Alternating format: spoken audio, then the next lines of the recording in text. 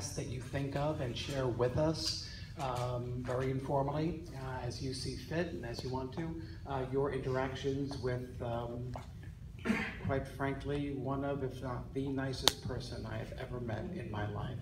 So we ask that you share that. It's really informal. It's whatever that, what comes to mind. So thank you so much for coming. As you know, Thelma likes sweets, so I don't think it's a more perfect venue than where we are. Grab something to eat or drink, and please share as we celebrate Thelma today. So with that, I'll save my voice for when I share, and I turn it over to a very good friend of Thelma's, Lisa Curtis.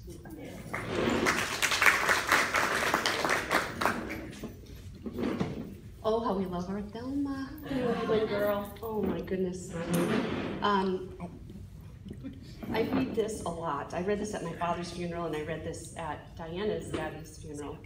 But I send it to everybody who loses somebody because it is a poem of hope, actually. And it's by Henry Scott Holland. Back in the day when I read it, it wasn't very used a lot, but it's used a lot now, which is great. So, death is nothing at all. I have only slipped away into the next room. I am I, and you are you. Whatever we were to each other, that we still are. Call me by my old familiar name. Speak to me in the easy way which you always used. Put no difference in your tone. Wear no forced air of solemnity or sorrow. Laugh as we always laughed at the little jokes we shared together. Let my name be ever the household word that it always was. Let it be spoken without effect, without the trace of a shadow on it. Life means all that it ever meant. It is the same that it ever was. There is unbroken continuity. Why should I be out of mind because I'm out of sight? I am waiting for you, for an interval, somewhere very near, just around the corner. Nothing is past, nothing is lost. One brief moment, and all will be as it was before. How we shall laugh at the trouble of parting when we meet again. Oh, all is well.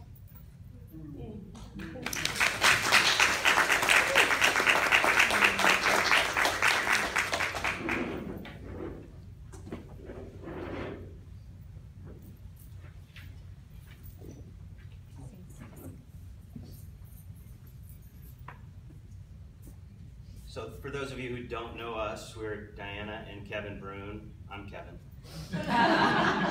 Oh, okay. Need me to go over it again?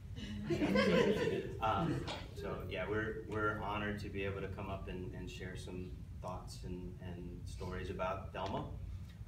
And I'm gonna start by talking just about moms in general. We all have them.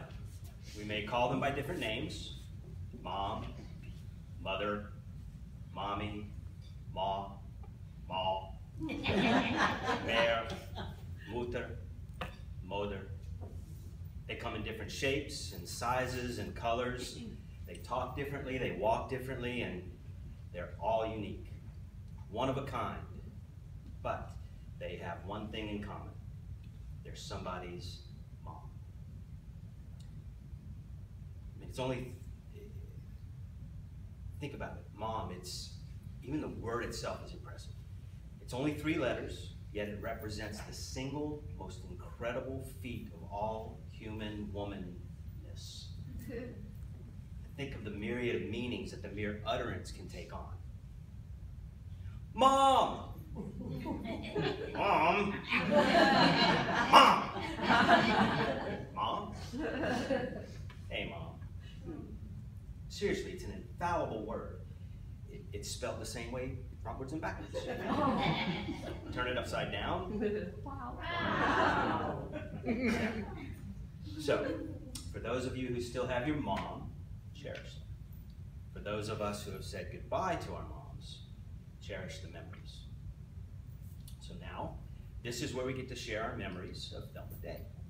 Rhonda's mom, Sandra's mom, Lori's mom, Karen's mom. Nice. Did you write that, Kat? I did.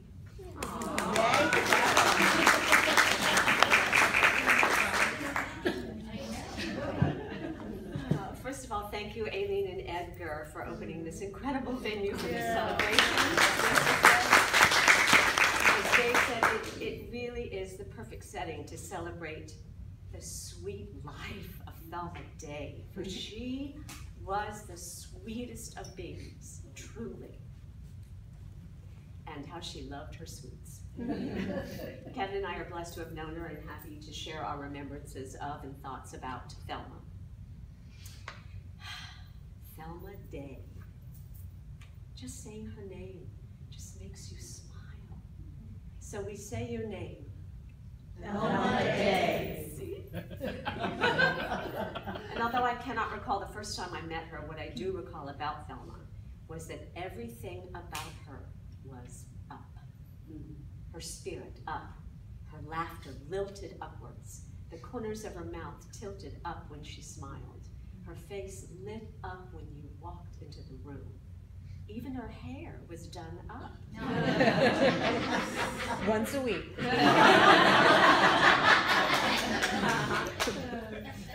My image of Thelma is of a woman who soars up and who lifts me up. And she was and is an uplifting power. Even speaking of her is uplifting to the speaker. Thelma. Oh, her beautiful hands and skin, her deeply loving eyes, her loving actions, her warm and tender voice peppered with accent of Massachusetts, her love of and passion for food, especially ribs and sweets, her love of her family and dear friends, her splendid, well-chosen words, her knack for telling a good story, her way of finding the good in circumstances and people. Truly, I never bore witness to her speaking ill of anyone. The harshest she ever spoke of anybody else I ever heard was, "I don't particularly care for their company."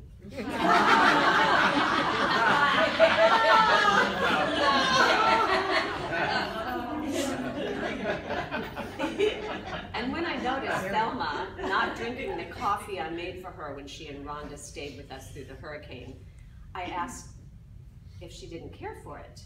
And she sweetly smiled and said, "No." "It's just too strong for me." And smiled again. She had this luscious way of blending sweetness with honesty. Here are some of my favorite Thelma memories. When Rhonda and I packed up Bill and Thelma Day's house for their move to Florida, I got to stay in and experience the house Rhonda grew up in. It was a warm and welcoming abode filled with treasures head to toe, including the exact same buffet with a glass case that my parents purchased in Massachusetts in the early 60s. So I really felt at home. Thelma had her luscious chair and Bill had his. It was a welcoming home of comfort and love and many memories. And Thelma was so grateful and so gracious as we selectively packed it all away. Then when they moved to Florida, I had the absolute joy of driving Bill and Thelma to find their next home. We looked in Eustis, Leesburg, Claremont, and Orlando. And the first place we found was a condo that Bill was completely smitten with. It was a 2-bedroom unit with paneled walls, and as an in unit, the land behind it was wetlands, which Bill said was great because no one else could build there, and it looked peaceful, and he might grill out there and maybe fix things. Thelma seemed quiet. In a private moment while Bill was outside, I asked Thelma what she thought of the place. She smiled and said, "I like the little curtain beneath the sink. That's nice."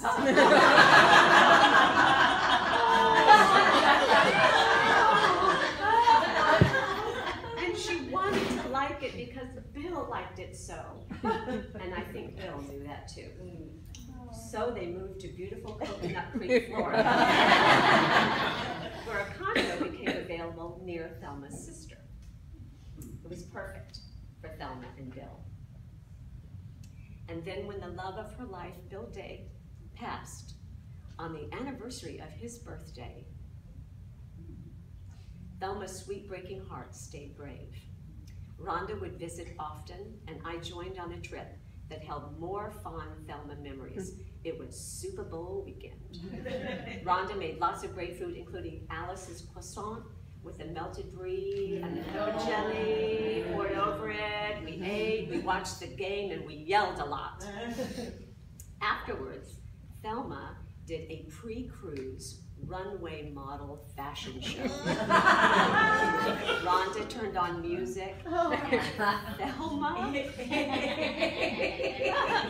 Thelma donned gowns, bathing suits, shorts, tops, colorful tops, a little hat.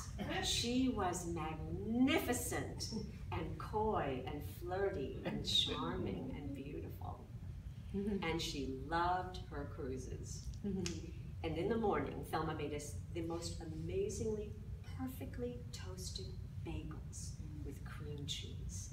Never had anything like those bagels. In the afternoon, we watched Thelma's Lifetime movies. And during one movie where I clearly remember the terrified wife, she was constantly berated by her husband, who wanted everything to be perfect, carefully measuring the spaces between the hangers, holding her demanding husband's her husband's crisply pressed shirts, which had to be spaced 1.5 inches apart exactly, as he would measure them and berate her if she didn't have them just so. And then she would take a wide tooth comb and frantically comb out the fringe on the ends of their rugs so that they were perfectly straight, all of which I thought was a great idea.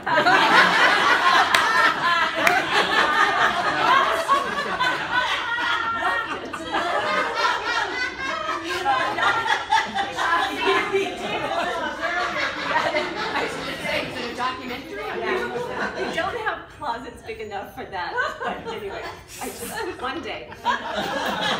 So anyway, all that, so we're watching this movie, and then, so the woman winds up in jail because she does her husband in, because he deserved it. And so when that happens, Thelma joyfully proclaimed, "I love women in prison movies."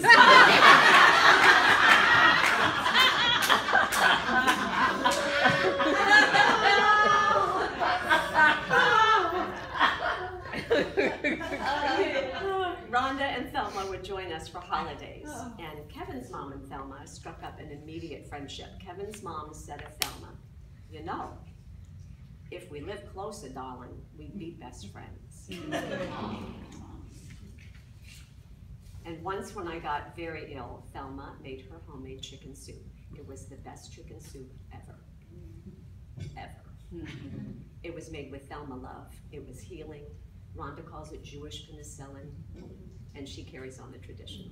And you make fine. It's fine. It's On Thelma's next move into Spring Hills, Kevin and Brian Chambers, joined forces, moving Thelma in and arranging her furniture after Brian painted the walls this joyful, vibrant yellow. It was so suited Thelma. And just like the enjoyable bright yellow of her room, no matter the circumstance, Thelma would find something bright to enjoy. When Alice and I sprung Thelma from Dr. Phillips Hospital after a medical episode to take her back to Spring Hills, the storm was brewing outside. They did not have Thelma's wheelchair ready, and they were just finishing up the paperwork, and we called ahead to make sure that everything was good. It wasn't. So I stole a wheelchair from the hall. I hope it wouldn't belong to somebody. But we got into Thelma's room, finished up the paperwork, and I said, "We're taking her right now. It's storming outside." They said, "Okay." So we wheeled her through the hospital to get her into Alice's car in the pouring rain, and all the while, Thelma was just smiling. So she was Thelma, and we were Louise. Then when Thelma's memories began to leave her, she would stop and say to Rhonda, "Remember for me." And Rhonda did, and does. When Thelma asked once, and many times, where Bill was, I witnessed Rhonda's beautiful response. "Don't you remember, Mom? Dad's off on the ship in the Navy." And Thelma would nod, and I saw her proud and waiting for her husband to return to her. Then when the way to communicate left her, Thelma would roll her eyes or have a non-response response to Rhonda's teasing question of many years, "Mom, am I your favorite dog?" No matter where Thelma was, no matter what state of being she was, there was a peace that surrounded her and emanated through her. She would still light up to see you, especially if you were a man, and especially so if you were Dave Ross.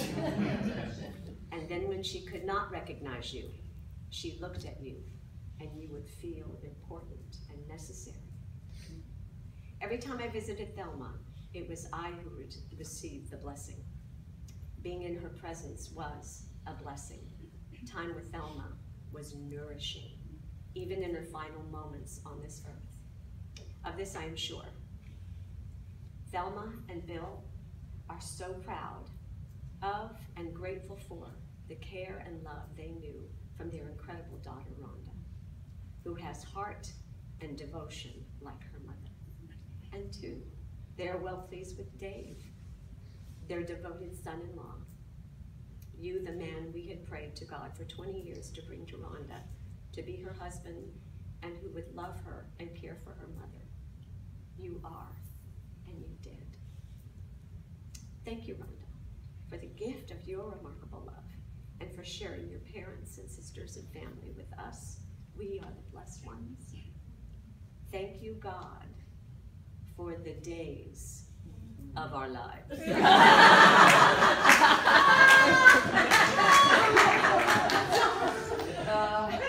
Thelma would often quote her mother's mother, Tilly Oken, who would say, "A heart feels a heart." Isn't that wonderful? Thelma was born from love. She lived to love. And to be loved by Thelma is to be deeply loved. She was our queen of hearts.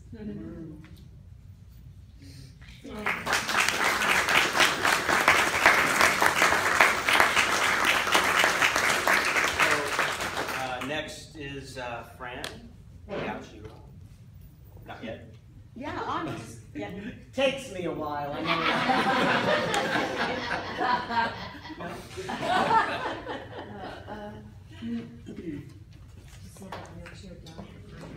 What? Nothing. I said nothing. So, Di, do you want me to use If you it? could, because then we could get it on the... So thank you, Di and Kevin. You guys pretty much said it all. I am Fran, and I found these readings, and I wanted to share them with you all. Now I can see. Rhonda and Dave. There is no death, daughter. People only die when we forget them, my mother explained shortly before she left me. If you can remember me, I will be with you always. Isabel Allende. Mother love is the fuel that enables a normal human being to do the impossible. Marion Garrity.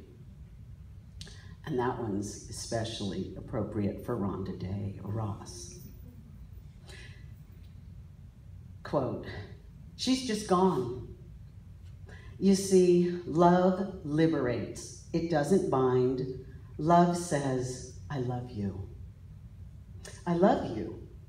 If you're in China, I love you. If you're across town, I love you. If you're in Harlem, I love you. I would like to be near you. I would like to have your arms around me. I would like to have your voice in my ear. But that's not possible now. I love you. So go.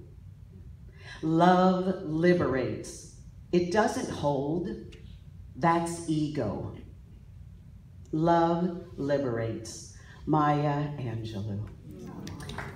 So, Thelma and Rhonda, of course, mother and daughter, but they were more than that. You girls were girlfriends. I've had some fun times with just the three of us. There's nothing like getting a mani and pedi with Miss Thelma Day. And I was her little, she called me the little Jewish looking one. That was her name. My mother's saying a novena right now, being Roman Catholic, I'm just saying. And as Thelma's memory would go, I know what you mean, Di, about what you received from her.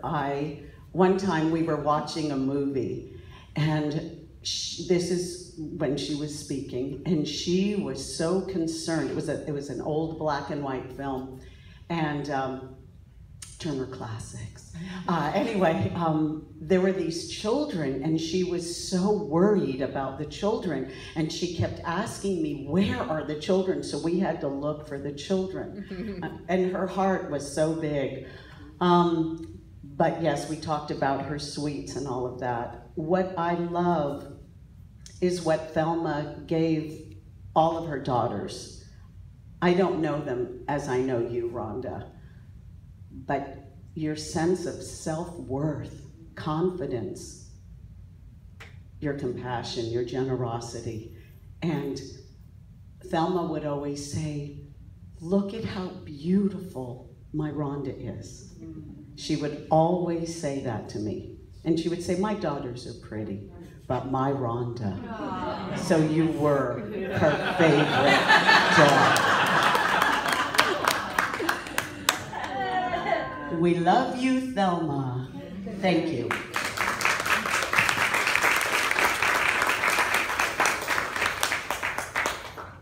Oh, am I supposed to announce who's next? Oh, anybody? I don't know who's next. I didn't see.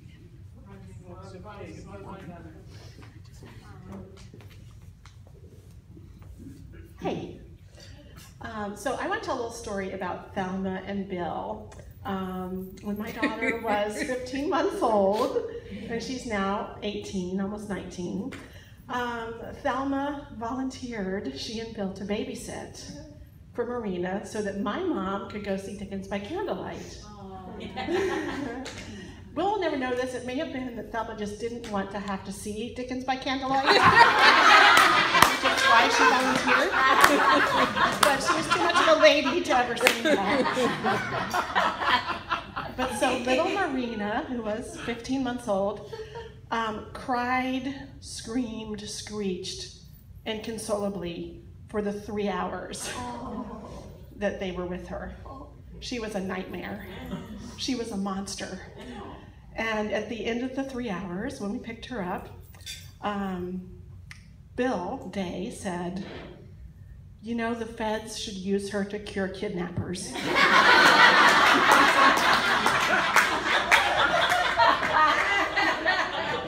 And Rhonda said, she's sweet. I think she just is not feeling well. And Thelma, thank you. Yeah, Thelma, thank you. Good, and I'm obviously not listening to myself. But Thelma said she just wasn't feeling well. But Thelma had just that amazing mother love, of course, and she loved her girls, and she just was so proud of them. But she also loved her extended family, and so just like Auntie Rhonda is Marina Walker's fantastic Auntie Rhonda, Thelma was like a mom to me and like a grandmother to my kids, and she just loved them, loved us. And there's a picture that you see up there, and it's a picture I cannot get out of my head, that I don't want to get out of my head, which is of Thelma kissing that little baby doll that she took care of, because she continues to love that way. And I just was watching Maya Angelou for fun last night, because as one does, as you do.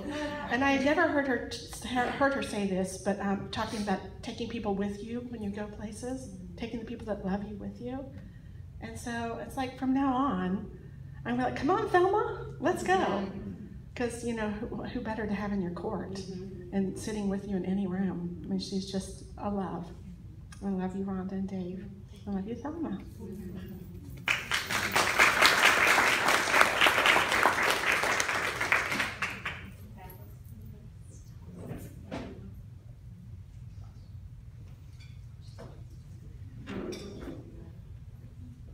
Oh, Billy came.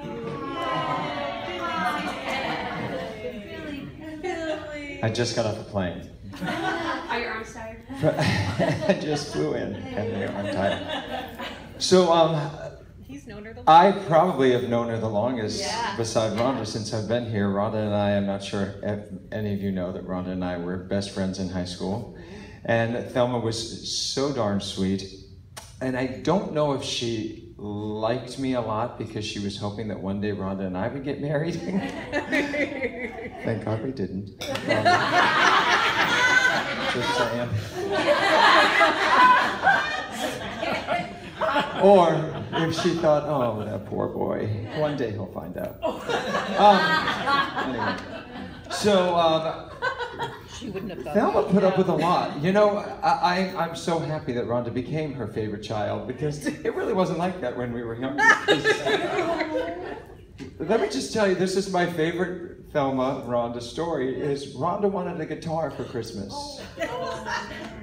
And I called her on Christmas and hey, Merry Christmas.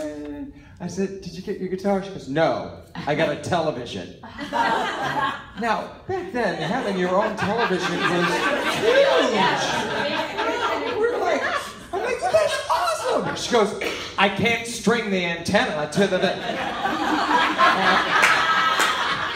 I can't play the television like I would a guitar. And she's saying this out loud so her mother could hear her. So I go over there on Christmas to see...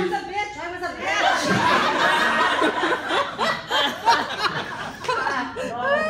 So I go over there on Christmas, and God bless Thelma, because she just took it and smiled, and it just went right up. She could have cared less.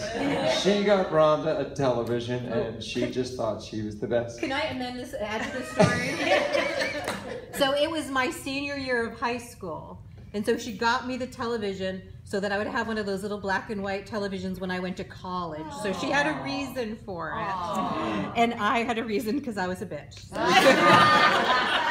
All she kept saying was, do you have any of your guitar strings so I could string my TV and play it? She would not let that one go. God bless her.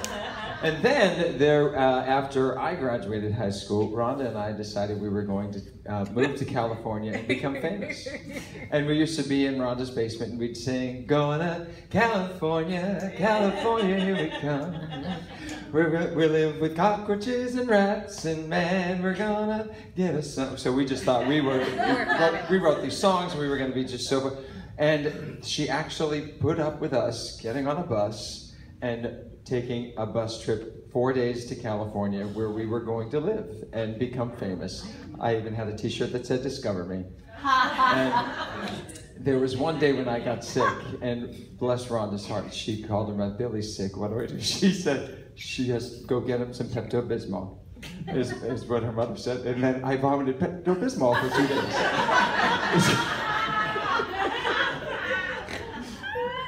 But then, every time when Rhonda moved here to Disney and her mom and dad would come down, she'd always make sure that they would come to see the shows. And one of my greatest memories in high school was when I was in The Sound of Music. I didn't get the part I wanted, but so I vowed to steal the show. And Rhonda's mother came out, her daughter was in it, Sandra was in it, and Lori was in it. And her mother came up to me after the show and she said, mission accomplished, you stole the show. And I just loved that her daughter was in the show, and she did. So Thelma, I love her to pieces. I just have such fond memories of her, and she was just... She's in the box. No. Thelma. But nothing ever bothered her, and that was just the best thing. You know, Rhonda could just be as pubescent as possible, and Thelma just let it slide. So she was just great. So love her to pieces. So happy I made it.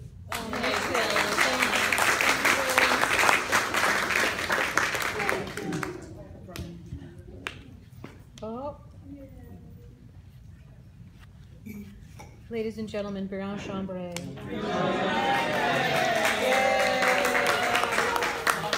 Bonjour, bonjour. Bonjour, bonjour. Well, I don't have a very long story to tell, but I do have a cute story that may lead into some stories that Rhonda may want to talk about. When I was laid off at Disney in 2009, Rhonda thought that I might need something to do, and so she couldn't be there to take her mother to all of the appointments. That she was a period when she was in Spring Hills where she had a lot of different appointments to go to, and Rhonda couldn't juggle. She was trying to balance work and life together, and so she asked me if I would be willing to be her driver and her second set of ears, etc. And so I agreed to do that. Plus, she slipped me some coin, I might say. just saying. So I would take her to the doctor's appointment, whichever one it was, and I would, as much as I could, I'd be with her when the doctor was with her. If it was too personal, of course, I would step out, but I would always get, at the end of the visit, I would go home and get on the computer, and I would do an event recap. Well, this is what the doctor said. We'll take these meds for X amount of time, and then if this doesn't work, then that. If this, then that. And he wants to see her in 2 weeks, and we made that appointment, but we couldn't make this one. And Rhonda would just chuckle, thought that was so funny. And one time I went to pick her up at the, and I heard this later, about this later from Rhonda, who heard it from the other ladies at the I believe of all things, the Methodist Bible study that Thelma was right up in the middle of, and, at Spring Hills in the lobby. And I came to pick her up, and I would stand over on the side and I'd wave and I'd get her attention, and she'd look over and then she'd start talking to the lady on the side of her like that. And what I found out she was saying was, "That's my boyfriend." So I would pick her up, her boyfriend would pick her up, and we'd go to the doctor's appointment, and I'd go home and do the production, the report for her, and send that out to Rhonda. And Thelma, you were a lot of laughs. I remember one time we had to stop for gas, and of course she had the credit cards right out and everything, but we needed a PIN number for some reason. Of course, we had the cards. But let's try this one, let's try that one. Well, we still needed a PIN number somehow, so they didn't make any difference. So we did get home on fumes, but we made it. Thelma, love you. Thank you very much.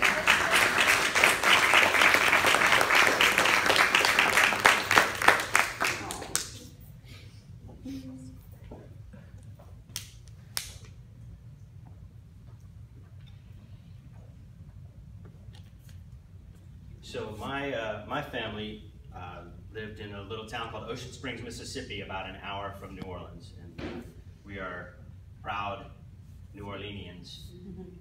And part of the thing for me about family was we would always celebrate big. Any milestone that came up, we would celebrate big. And when my mom turned 80, we had a big birthday party for her in our hometown of Ocean Springs, which is about a 9-hour drive for most people. It's 7.5 for me. And Rhonda and Thelma decided to come and celebrate my mom's 80th birthday party with the Brune family, which was awesome, because for us, the more the merrier. Any reason to make more gumbo. So this entire period of time, up until the last couple of nights when I was thinking about the stories that I wanted to relate, I was thinking to myself how awesome it was that Thelma would go that entire distance to celebrate my mom's 80th birthday. And then I thought about the things that they did while they were there. Barbecue. Casino. Casino. Barbecue. Brune's, barbecue, casino. And I'm really beginning to wonder what the main priority was. I know you, Thelma, your barbecue, and your casino, and then the Brunes. I got it. But again, it's a perfect symbol of Thelma's joy for life. She would celebrate whatever needed to be celebrated in a way that only she could celebrate. And I am just so thankful that she's a part of my life. Not as long as she was a part of everybody else's, but was an awesome, awesome period of time. So thank you, Thelma, for the memories. And anybody else?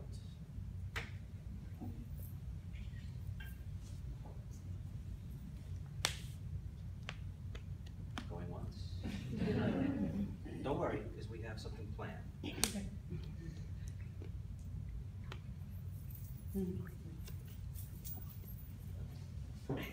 Don't make us say it. Ladies and gentlemen, Stacy Martin. So from the different stories, you got a lot of the things that Rhonda and I have talked about the last week. Many of them I know, some of them I was a part of, some of them I just heard on more than one occasion. But when Thelma and I were talking, when Rhonda and I were talking this week, I was really struck by how Thelma was like the woman in Proverbs. And if you know Proverbs, it's in both the Jewish and Christian texts, and it's written by King Solomon. Sometimes it's called the Book of Wisdom. And King Solomon was known for being someone who, his only request of God was wisdom. And as the story goes, wisdom was granted him. And so I'm going to read from Proverbs 31. And if you think about the different stories you've heard, the ways that she provided for her family, both emotionally and financially. No one ever knew they didn't have much because she was very careful and always managed to make the right choice, make good business decisions. So I'm going to read from Proverbs 31. A wife of noble character, who can find? She is worth far more than rubies or pearls. Her husband trusts her from his heart, and she will prove a great asset to him. She works to bring him good, not harm, all the days of her life. She works with willing hands and is like those merchant vessels bringing food from far away. It is still dark when she rises to give food to her household and orders to the young women who serve her. She gathers her strength around her and throws herself into her work. She sees that her business affairs go well. Her lamp stays lit at night. She reaches out to embrace the poor and opens her arms to the needy. When it snows, she has no fear for her household, since all of them are doubly clothed in scarlet. She herself is clothed in fine linen and purple. Her husband is respected at the city gates when he takes his seat with the elders of the land. Clothed with strength and dignity, she can laugh at the days to come. When she opens her mouth, she speaks wisely. On her tongue is loving instruction. She watches how things go in her house, not eating the bread of idleness. Her children arise. They make her happy. Her husband, too, he praises her. Many women do noble things, but you surpass them all. Charm can lie, beauty can vanish, but a woman who fears Adonai should be praised. Honor her for all that her hands have done, and let her works bring her praise at the city gates.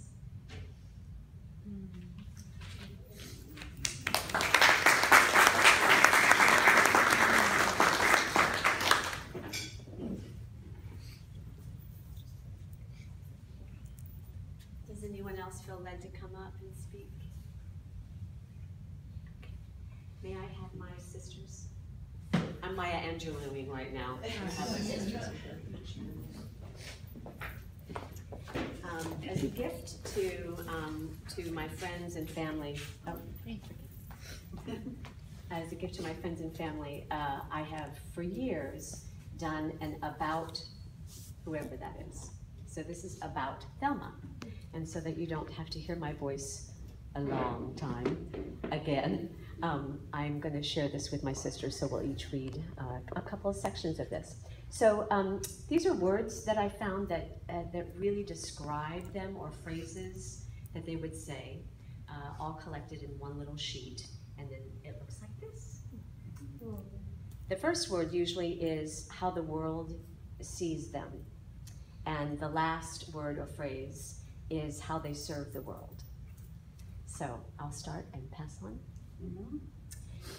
Angel, unstoppable love, appreciator, articulate, charming, wholly acknowledges others, loving, organized, sparkling eyes, generous, clever, insightful, unique, magnetic, family-oriented.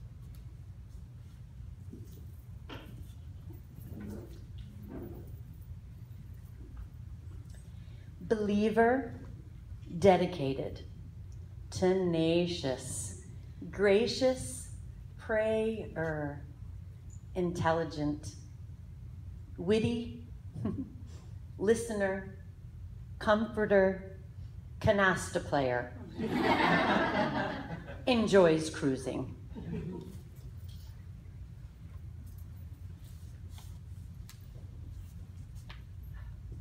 Oh, yes, okay. Bathing suit model. Bill Day's bride and her daughter's pride. Chicken soup diva. Wife, mother, grandmother, daughter, sister, friend, aunt. Joyful being, romantic, warm, radiant, tender, dreamer, brave.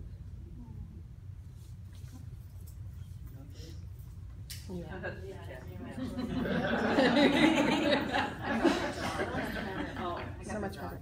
Celebrator, melodic laugh, caring, inquisitive, faithful, tidy, playful, dignified, deep, compassionate, strong, kind-hearted.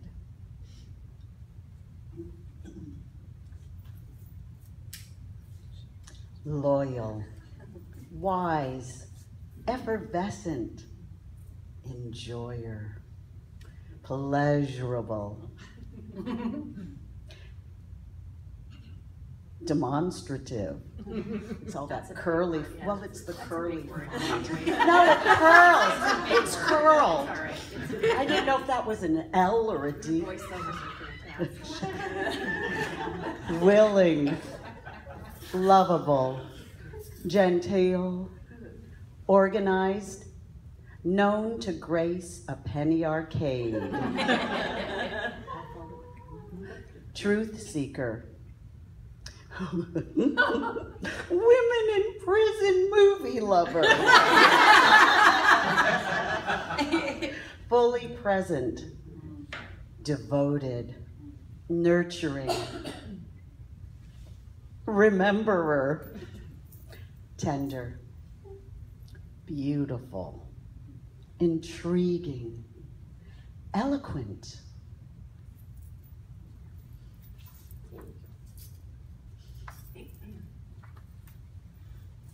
Tries to not waste her words.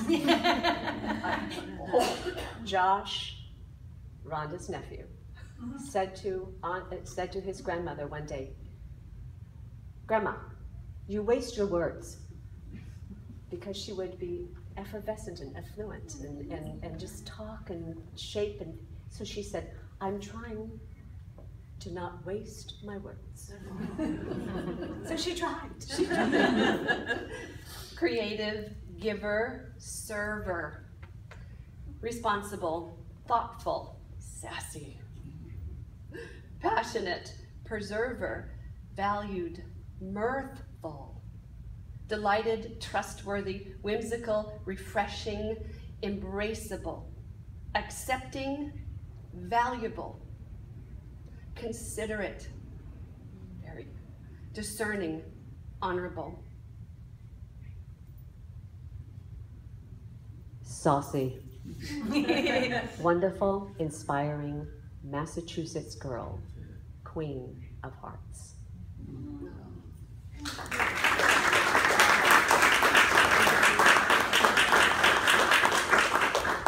So now Rhonda and Dave, if you would please come up.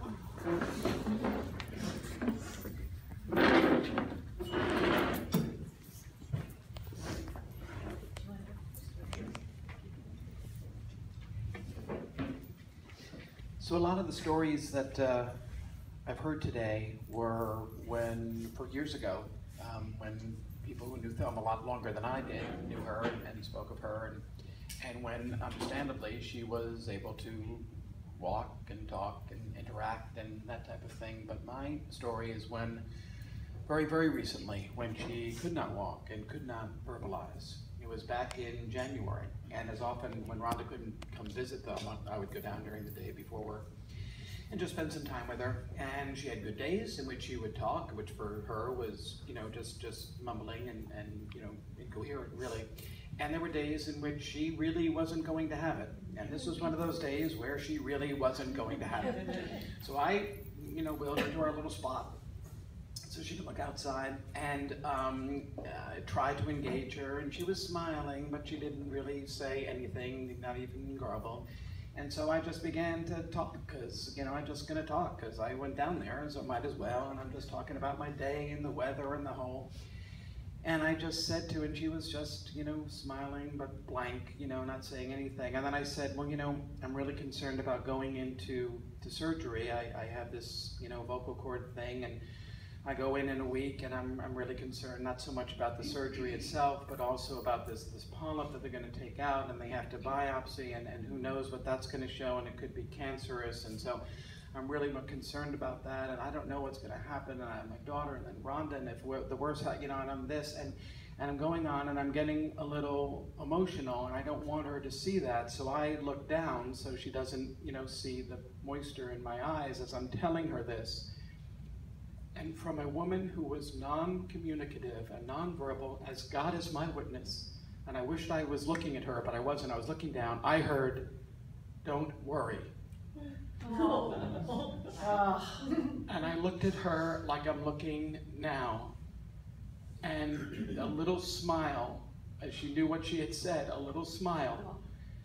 And I was just stunned that whatever that disease had done to her mind, whatever had happened to her inside, whatever the disease had ravaged her, her compassion, her ability to be a mom, and her love of me was so much stronger than that, that those words came out. And I looked at her and just held her hand, and that is what I'm going to take, because that meant so, so much to me. And I will never, ever forget that. So that compassion and that love is what will always, always be in my heart when I think of Thelma.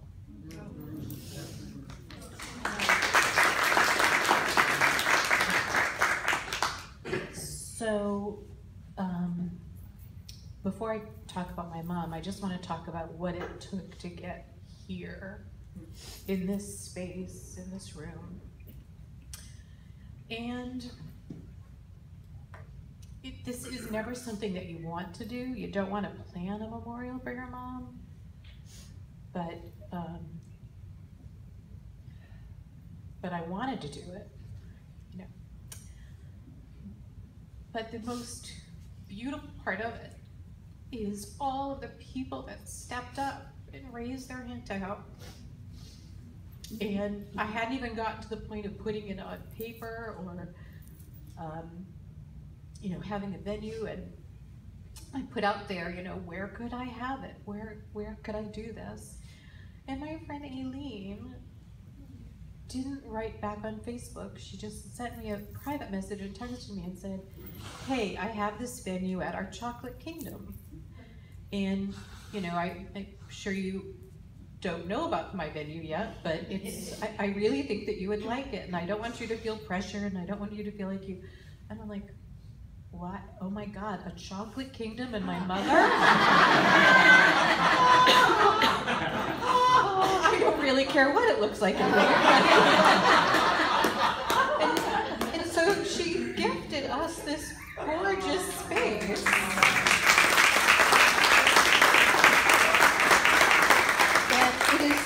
Just, I came here last week to look at it with her, and I had seen pictures online, but it is so elegant, and it's so beautiful.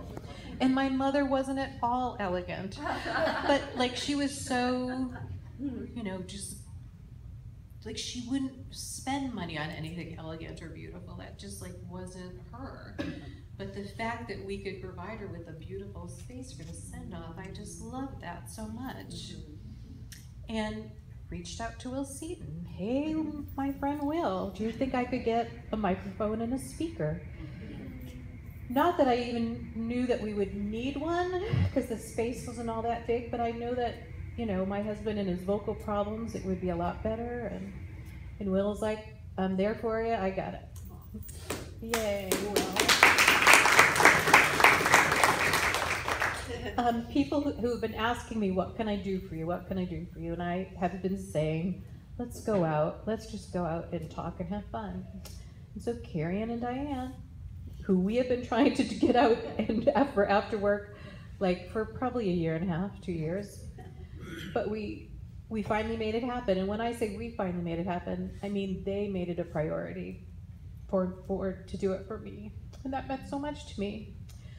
And they are like the quintessential event planners. And so they were like, okay.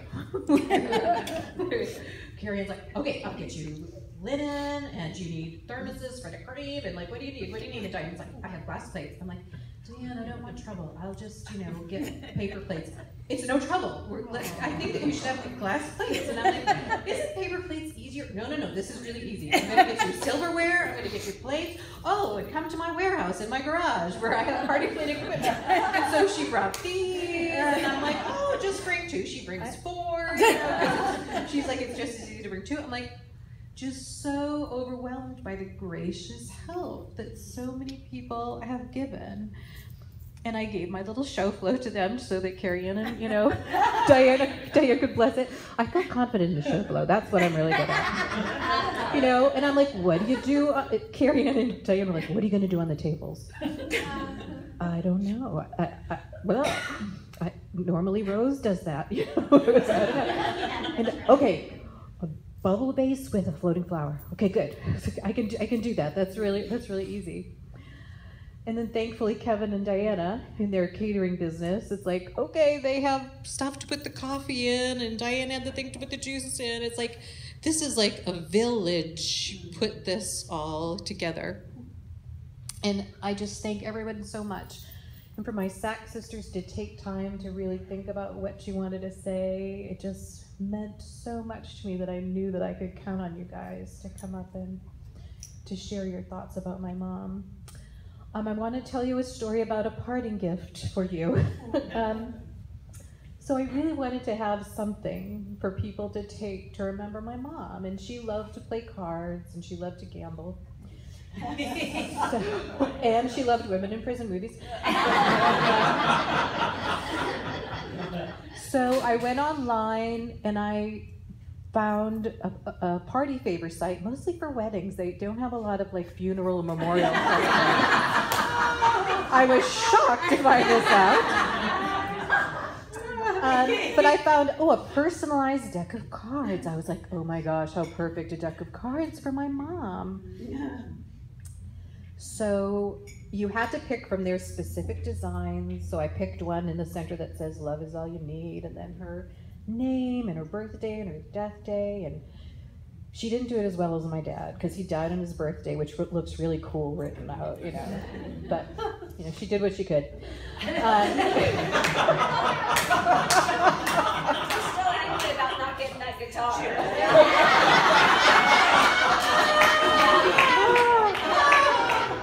So, you know, had I gotten the guitar, I would have learned how to play the guitar, and I could have played it in her room. I could have had a different career, people, than that. So I was so happy about these cards, and I didn't know if I was going to get them in time for this or if it was going to be for the Massachusetts celebration. I didn't know. But I got them this week, and I was so happy that I got them. And I opened the box. They're just playing cards. They're just nothing customized, nothing personal. And there was an envelope, and I'm like, okay, I'm going to look at the envelope because I know I ordered these custom cards. And when I opened the envelope, what was in there were stickers. I didn't read the special instructions because I figured I knew what a deck of cards was. But the special instructions were that you peel off the stickers and you put it on the case of the cards. I couldn't deal. But anyway, I had somebody put stickers on, and I even gave the wrong instructions. I didn't say to put it on the case of the card. I said, oh, put it on the top card, how to play poker card. So as you leave, there are playing cards to take a case of cards, and think of my mom when you're playing them. They're not marked or anything, Terry, so I think you can use them in your magic.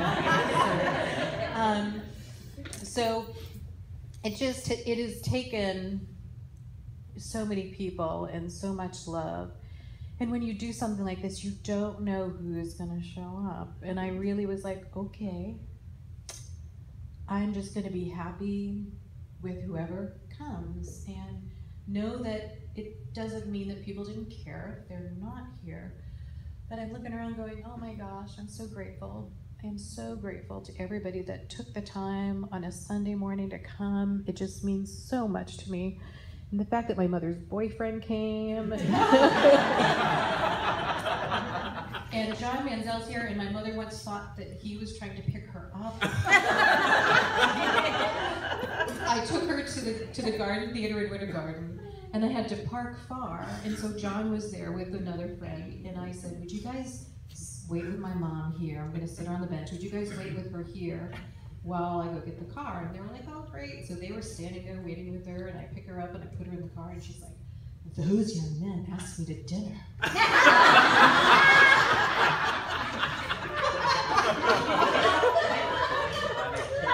Okay, well, a similar story to that. Once back when I was a show director, David Duffy, who was a show director at the time, had a Christmas party for all the show directors at Disney. And we went to this party, and it was David Duffy and Reed Jones and Corey Benedict and you're getting for those of you who know these gentlemen, that you're getting the idea of who was there. And they were all gay men. Okay. What? So, I know. And I wasn't dating anyone at the time. And this is when my mom was like perfectly fine, by the way. But we got in the car going home, and she was like, I don't know why you're not dating anyone. Those men are all fabulous. They are just lovely men. Have you ever thought of dating any of them? No. But I've been thinking a lot about what I got from my mom. And the thing that I think I got from her the most, she was not as bitchy as I am. I mean, she was always very sweet. But what I got from her was the feeling of being accepted. I always felt accepted. I always felt loved. I always felt like I mattered.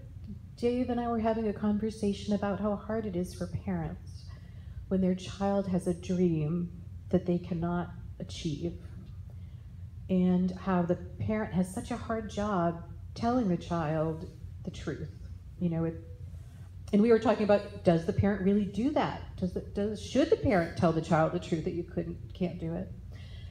And I was thinking about my parents and me wanting to go to a fancy, very expensive college in Boston to be an actress, that my mother did let me know like the reality of it, but she never said not to do it. My father they never said not to do it. They always encouraged me, and they never believed that I couldn't. And I feel like I got that feeling of, I can do something if I put my mind to it. Like this week I taught myself PowerPoint for the pictures that you saw. I mean, they really made me believe that I could do and be anything I wanted to be, and that I was accepted for it. And like Billy was saying, when I was like so bitchy, you know, like, oh, I'm gonna go string the antenna of my TV now, Mom, you know. That's exactly what you're looking at.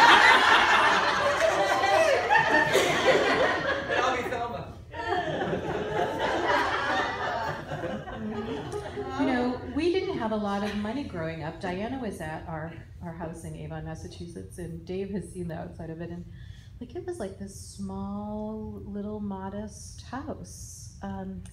We were in Avon. Billy Gerstein was in Randolph, where all of the rich people lived, but not us. We were in little Avon, Massachusetts.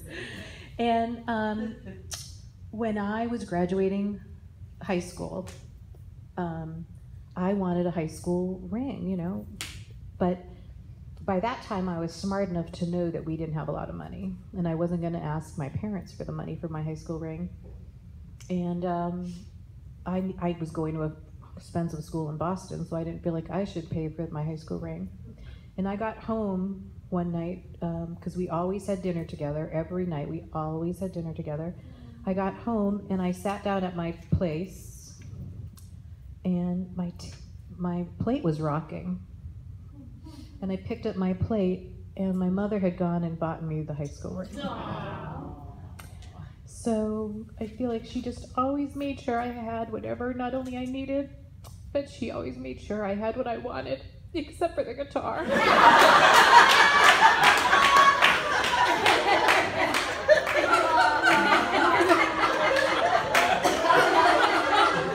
Maybe she thought, she's a pretty good actress. Maybe we should let her do that. But she loved all of my friends, you know. She loved all my friends' children. She just had so much love. And she did get to meet Dave before she was too ill. And so she knew him. And she loved him. And I would joke that it bothered me when we went to see her that, like, she didn't care about me, that she would only look at Dave and talk to Dave, but I actually loved it. It never truly really bothered me. I just was always so grateful of how much she loved him. And on the 29th of this month, we're doing a celebration at home in Avon, Massachusetts at the VFW Post, because that's what you do in Avon, Massachusetts. You have it at the VFW Post. I hope that their other Flanagans will be there to tell. But for me, this is so special that you all came out in honor and to support my mom. And, you know, whether you knew her or not, the fact that you're here to support me is truly heartwarming, and I cherish that fact that on a Sunday morning you would come out to support me, because I know we all have a lot going on in our lives. So thank you so much for your friendship. Thank you so much for honoring my mom. And with that, I just want to say kind of what Kevin said earlier with his mom thing. If your mom is living, cherish every moment. Cherish every moment you have with your moms. Or with anyone that you love, because you never know when it's going to be your last. So thank you all for coming. Take a deck of cards on the way out. Have some more coffee and juice and water. And once again, if I had a stage manager, I'm my own stage manager, I would have someone ready to cue the background music, so when I'm done and there's dead empty silence, that it won't bother me. So it's in the back. Okay. So once again, thank you. Enjoy.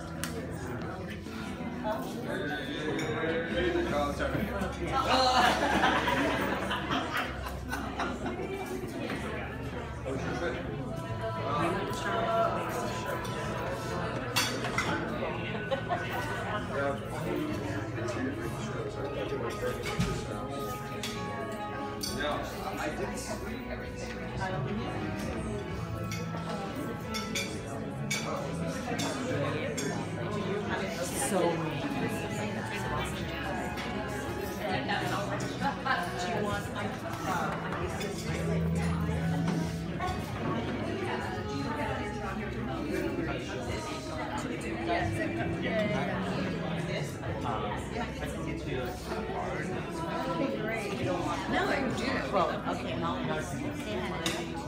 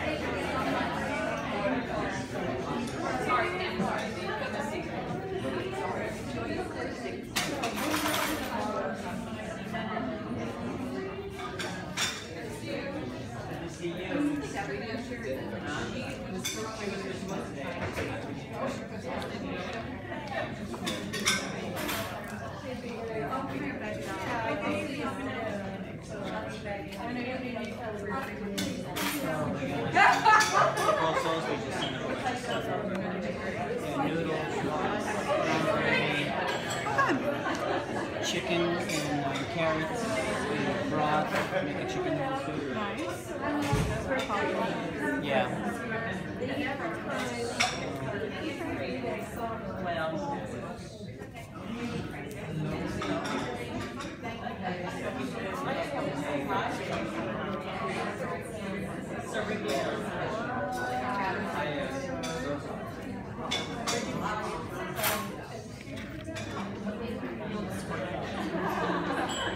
Yeah.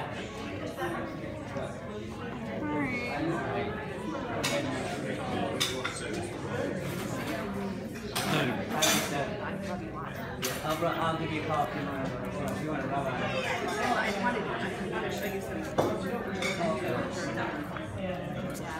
really easy. Just little exercises and stretching your calf and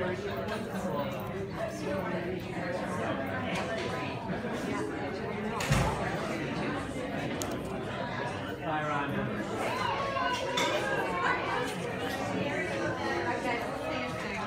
How are you doing?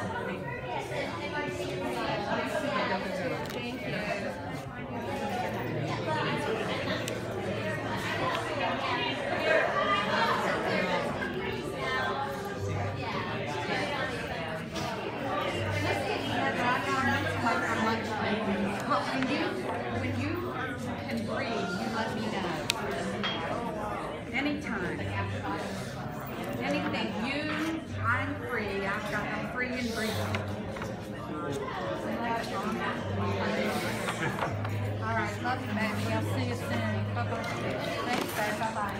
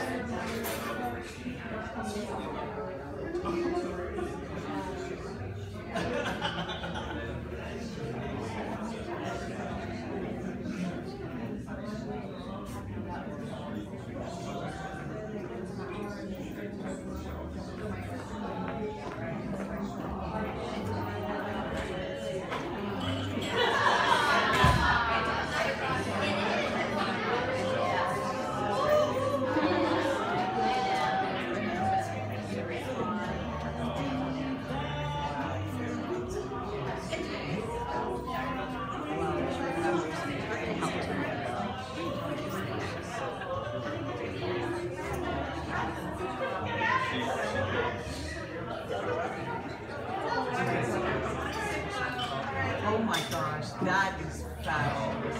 Oh, wow.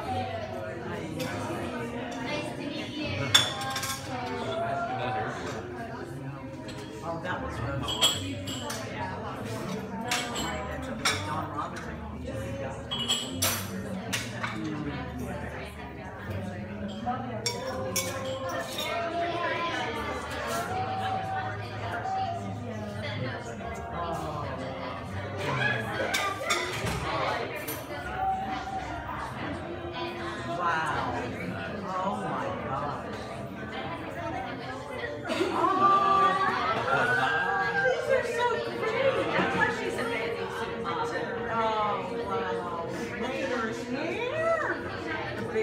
But look at Bill, so Elvis Presley. Yeah. Now, glamour shot. Chicka bow wow. Oh, I love her face.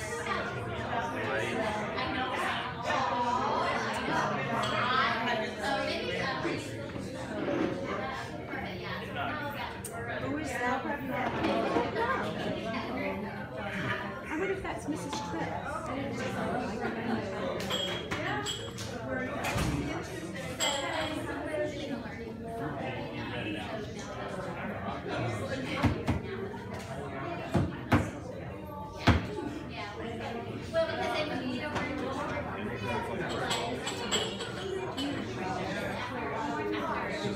Oh God!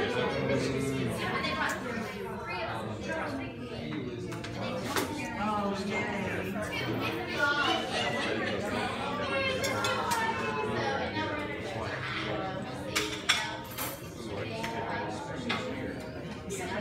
Got her ribs.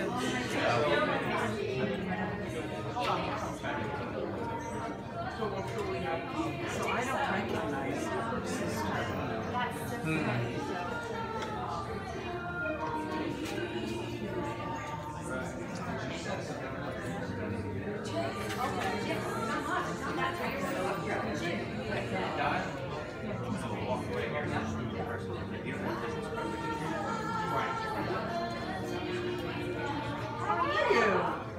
Thank you for all of this. We didn't get always like that. No, we care. Yeah. 2 days. I can't think of it. Isn't that great?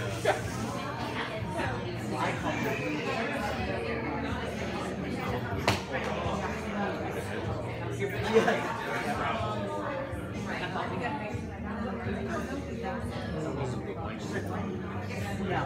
Well, I might read, but they were doing such a big process. She's down here telling back to school. That's There's Brian with Thelma. That's so great.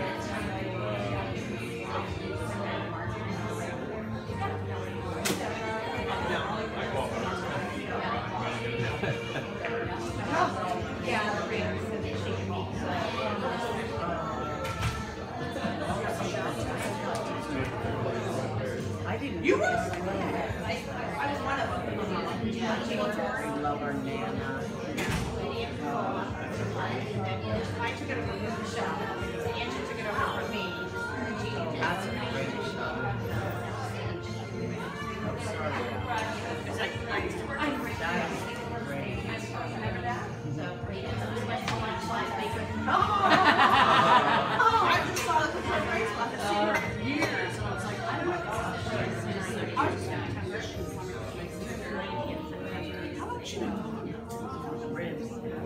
I mean, she's a so funny. Baseball.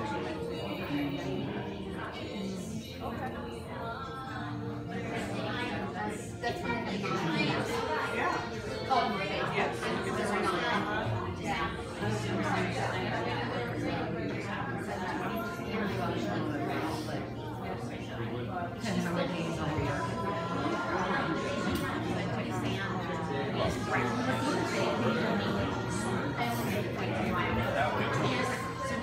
Yes.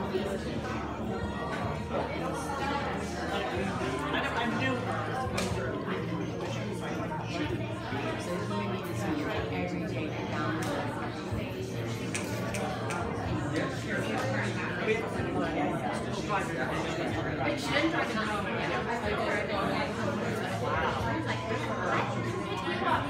No, you're on the way.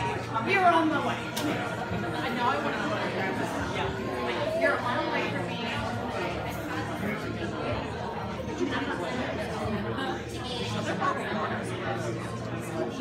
Oh my gosh, It's easier for me to get it than probably for you to get it. So what do you think? What did he say? What did he say?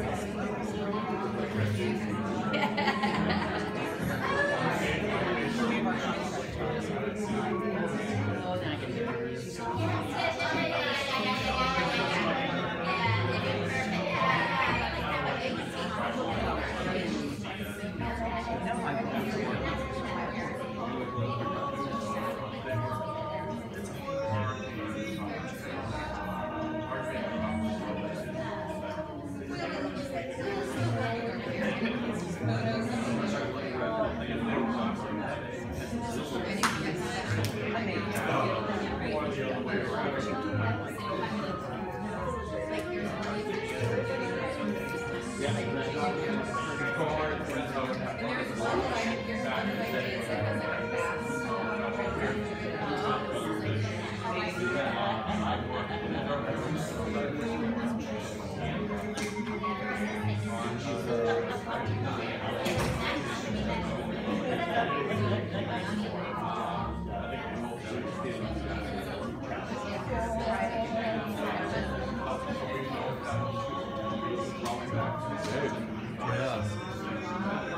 Curly. Yeah.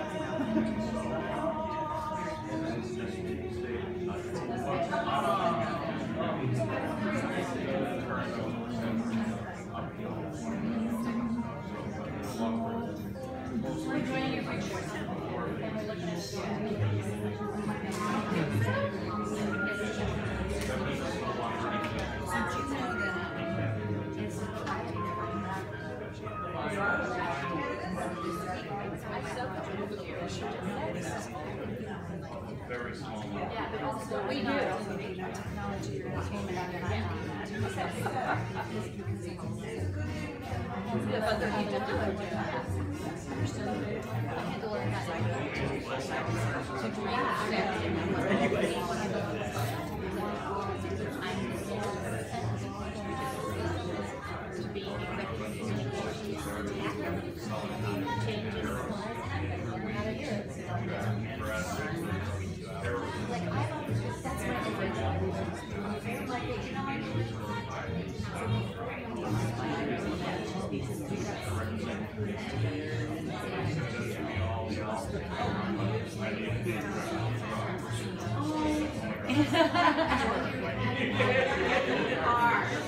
Oh my God, yeah.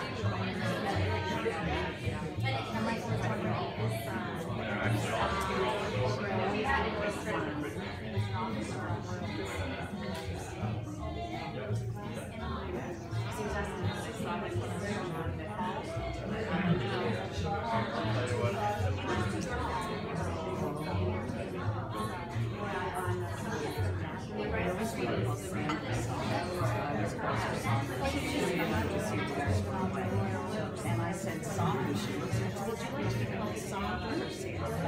She was it's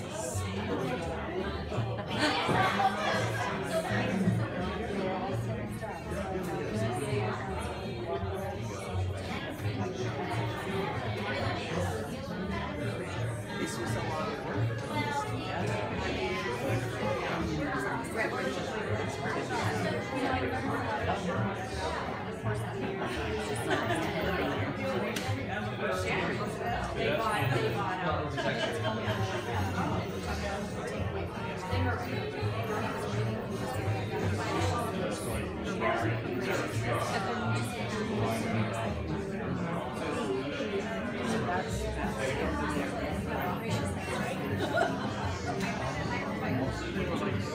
By the barbecue sauce.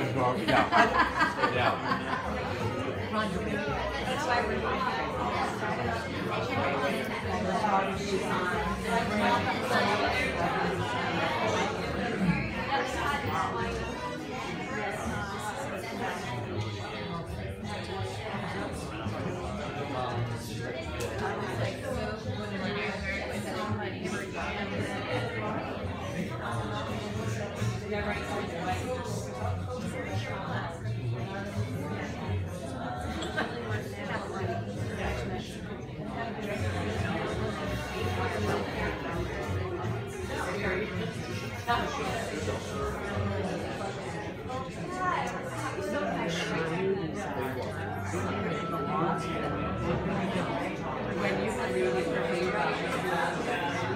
I'm like, we were all looking at each other like, and then when you said that, we were done because, yeah, that's so you. It was just you and Don. Yes. These photographs.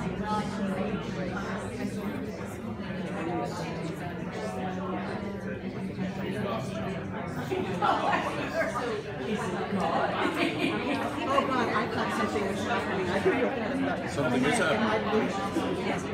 Something is happening. Right over here.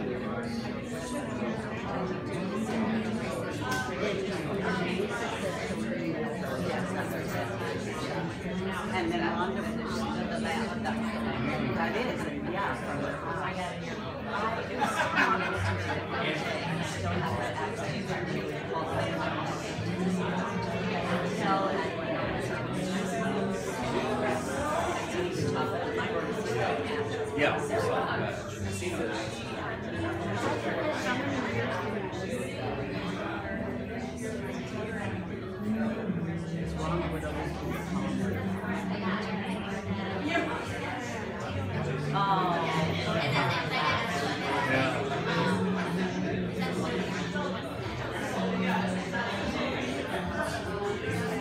I'm moving that like it's going to melt in it. That's not